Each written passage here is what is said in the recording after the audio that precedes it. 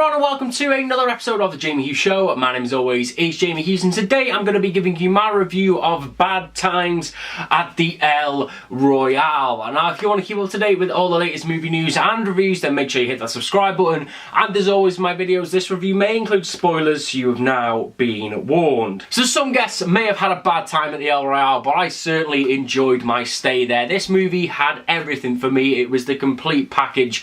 It had a really great story, it had a great cast, it was fun, it was kind of a little bit scary, it definitely had nerve-shredding, on the edge of your seat tension. It was, as I say, it was the complete package for me. I thought the cast were exceptional, nay, they were phenomenal. It was such a strong ensemble cast, but for me, the breakout star was Cynthia Erivo. I hope I'm pronouncing that correctly. She played Darlene. She was a breath of fresh air. She carried this movie in points when you had a lot of kind of more established actors around her. That a lot of the weight of this movie fell on her shoulders, and I thought she absolutely delivered. For me, if they ever make an Aretha Franklin biopic, then she has to be the #1 pick. She's got it all. She's charismatic. She can sing. I hope that was her original singing voice. But yeah, it's just, as I say, just such a great cast. Jeff Bridges has a really strong turn in this movie. I'm really glad he was in it for as long as he was, because he just brought that pure class to this movie, did old Jeff Bridges. I thought Jon Hamm was great.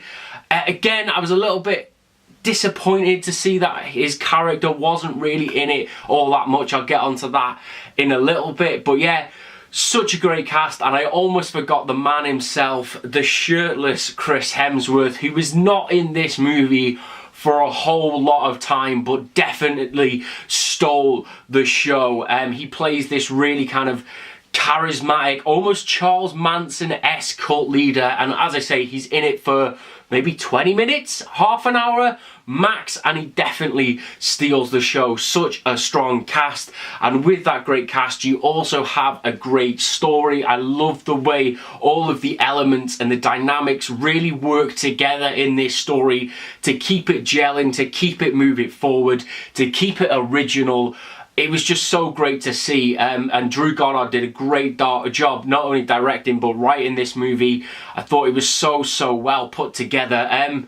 It definitely had a touch of the Tarantino's about it, shall we say, and especially the way that all of these kind of individual stories interlinked and followed in and out and around each other. Yeah, it definitely works so well. I think for me the weakest story was maybe the Jon Hamm storyline. He wasn't really in this film a whole lot, and for me his character didn't really bring much to the table. Especially with kind of the odd FBI storyline. Now, I don't know if there was some subtlety in there, but I certainly didn't get it, because we never really got any sort of resolution to that within the story itself. It was kind of like Jon Hamm was just there to be killed and kind of add another layer to this movie. So that was kind of only really the weak point for me with the story, but the rest of it was top notch, especially I suppose the Jon Hamm death, where, you know, everything gets tied in together. We start to reveal a little bit of the story piece by piece, and that was what was so great about this film, is that you were kind of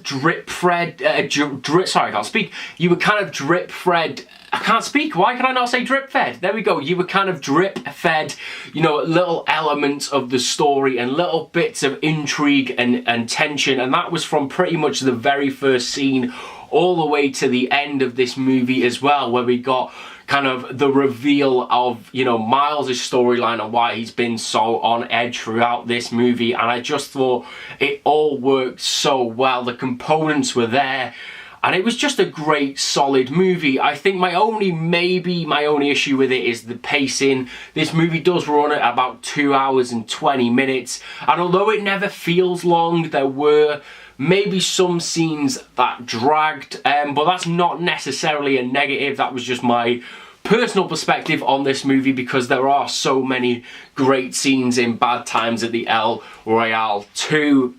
And for me, two absolute standouts I just want to mention before I go. I love the scene where Darlene and the priest are looking for the money, and she's singing oh, what's she singing? You Can't Hurry Love. She's singing You Can't Hurry Love, and she's singing along and she's clapping to the beat of the priest knocking it. It just works so well. It was like an old school Charlie Chaplin comedy sketch, but drenched in all of this Tarantino-esque tension. And then for me, where I really fell in love with this movie is, as I said, there were some pacing issues, but when we got to that final kind of 20 minutes, half an hour, basically the climax of the movie, everything was just high stakes, quite literally and metaphorically, you know, as we're playing the roulette of death game, but everything was there and there was just so much tension. And, you know, when the priest kind of forgets his own name because his Alzheimer's is taking over, I just felt my heart wrench. And as I say, for me, that is where I fell in love with this film, because like so quickly I was invested in these characters. And although we only saw, as I mentioned, Chris Hemsworth a little bit in this movie, to instantly know he was just a massive threat just from those 2 or 3 minutes he'd been on screen is such a testament to everyone involved in this movie. And yeah, I don't think I can say any more about this film other than I just had a really good time at the El Royale. I thought it was brilliant, and if you guys have seen Bad Times at the El Royale, let me know what you thought about it, as always, down in the comments below. I know this is an older movie, it came out last summer, but I kind of missed it when it was released in the cinema, so I thought I'd check it out now because it was one of those movies I was absolutely gutted I missed, but now I'm so glad that I've seen it. So yeah, let me know your thoughts on it, as always, down in the comments below. And if you did enjoy this video and you want to keep up to date with all the latest movie news and reviews, then make sure you hit that subscribe button, and I will see you in the very next episode of The Jamie Hughes Show. Ta-ra!